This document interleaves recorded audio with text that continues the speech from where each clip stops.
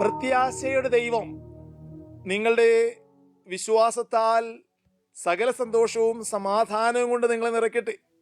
അങ്ങനെ പരിശുദ്ധാത്മാവിന്റെ ശക്തിയാൽ നിങ്ങൾ പ്രത്യാശയിൽ സമൃദ്ധി പ്രാപിക്കുകയും ചെയ്യട്ടെ.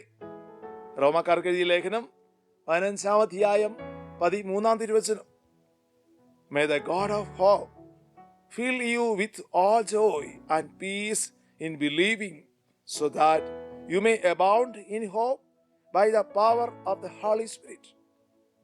Letter to Romans chapter 15 verse 13. സ്നേഹം നിറഞ്ഞവരെ, പ്രത്യാശയുടെ ദൈവമാണ് നമ്മുടെ ദൈവം. കാരണം അവൻ കാൽവരിയിലും കല്ലറയിലും അടക്കപ്പെടുകയും ഒതുക്കപ്പെടുകയും ചെയ്തവനല്ല, മറിച്ച് ഉത്ഥാനത്തിന്റെ മഹത്വത്തിലേക്ക്, പ്രത്യാശയുടെ ലോകത്തിലേക്ക് യാത്ര ചെയ്തവനാണ്. അതുകൊണ്ടാണ് നമ്മെ സംബന്ധിച്ചോളം, ഓരോ ക്രൈസ്തവനെ സംബന്ധിച്ചോളം അത് പ്രത്യാശയുടെ കൃപയുടെ നിമിഷങ്ങളായിട്ട് മാറുന്നത് അവനിൽ വിശ്വസിക്കുന്നത് വഴി. അതുകൊണ്ട് തന്നെ ആത്മാവിൽ നിറഞ്ഞ് ഈ പ്രത്യാശ സ്വന്തമാക്കുവാനായിട്ട് നമുക്കും ആഗ്രഹിക്കാം. അതുകൊണ്ടാണ് വചനം പറയുന്നത്, വിശ്വാസത്താൽ സകല സന്തോഷവും സമാധാനം നിറയ്ക്കട്ടെ. വിശ്വാസം വഴി നേടിയെടുക്കാൻ പറ്റുന്നത്, കടുക് മണിയോളം വിശ്വാസമുണ്ടെങ്കിൽ വൻമലയെ ദൂരത്തകറ്റാമെന്ന് നമ്മൾ പ്രാർത്ഥിക്കുകയും വചനം നമ്മളോട് സംസാരിക്കുകയും ചെയ്യുന്നുണ്ട്. വിശ്വാസത്താൽ ഇത് നേടിയെടുക്കാനായിട്ട് ഈ പ്രത്യാശയുടെ ഒരു ജീവിതം, പ്രത്യാശയുടെ ഒരു ലൈഫ് നയിക്കാനായിട്ട് കർത്താവ് നമ്മെ പ്രത്യേകമായിട്ട് സഹായിക്കട്ടെ. പ്രത്യേകിച്ച് ഉദ്ധിതനായ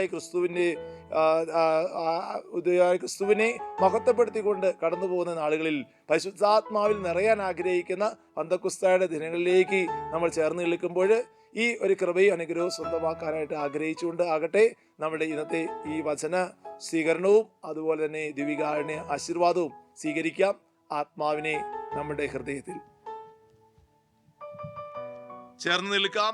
നമ്മുടെ നിയോഗങ്ങളെയും പ്രാർത്ഥനകളെയും എല്ലാം സമർപ്പിക്കാം. പ്രത്യേകിച്ച് പ്രത്യാശ നഷ്ടപ്പെട്ട ഒത്തിരിയേറെ മക്കൾ ഈ ലോകത്തുണ്ട്. എന്തിനാണ് ജീവിക്കുന്നത്, എന്തിനു ജീവിക്കണം എന്നൊക്കെ ഒരു ഉത്തരം പോലും ഇല്ലാതെ വിഷമിക്കുന്ന, നിരാശപ്പെട്ട് ജീവിക്കുന്ന ഓരോ മക്കളെയും നമുക്ക് പ്രത്യേകമായിട്ട് സമർപ്പിക്കാം. ഒരു പക്ഷേ നമ്മളിൽ ആരെങ്കിലും ഈ ശുശ്രൂഷയെ പങ്കുചെയ്ത ഏതെങ്കിലും മക്കൾ നിരാശയിലാണെങ്കിൽ പ്രത്യാശയിലേക്ക് കർത്താവ് കരം പിടിച്ച് നടത്തട്ടെ. വിശ്വാസത്തിന്റെ വഴികളിൽ ആ മക്കളെ വളർത്തട്ടെ, അനുഗ്രഹിക്കട്ടെ, ആശീർവദിക്കട്ടെ.